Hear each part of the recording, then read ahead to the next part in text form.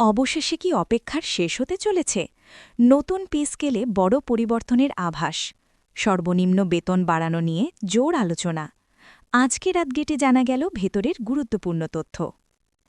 Pay scale update জোনে আপনাকে স্বাগত।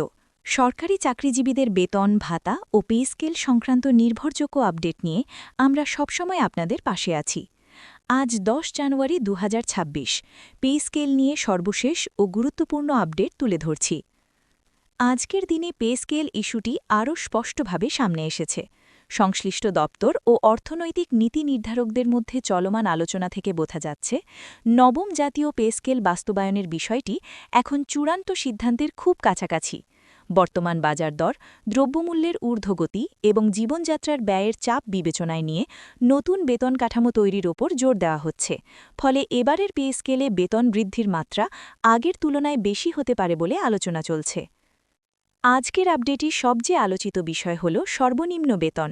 বিভিন্ন পর্যায়ের আলোচনায় ইঙ্গিত মিলছে যে নতুন পে স্কেলে সর্বনিম্ন বেতন বর্তমান কাঠামোর তুলনায় উল্লেখযোগ্যভাবে বাড়ানো হতে পারে।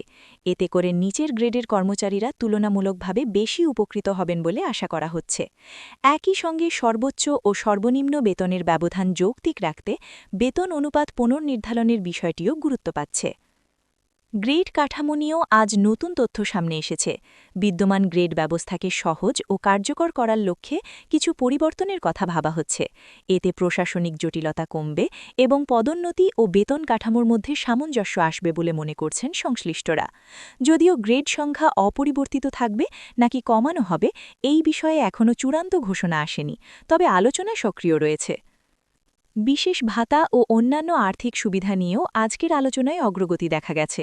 নতুন পে স্কেল কার্যকর হলে বিদ্যমান ভাতা কাঠামোর সঙ্গে কিভাবে সমন্বয় করা হবে তা নিয়েও পরিকল্পনা চলছে। সরকারের লক্ষ্য হচ্ছে এমন একটি কাঠামো তৈরি করা যাতে কর্মচারীদের প্রকৃত আয় বাড়ে এবং একই সঙ্গে রাষ্ট্রের আর্থিক ভারসাম্য বজায় থাকে। সব মিলিয়ে আজ 10 জানুয়ারি 2026 পর্যন্ত পাওয়া তথ্য অনুযায়ী বলা যায়, পে স্কেল নিয়ে সিদ্ধান্ত এখন আর দূরের বিষয় নয়। আনুষ্ঠানিক ঘোষণা ও গ্যাজেট প্রকাশের দিকেই এগোচ্ছে পুরো প্রক্রিয়া।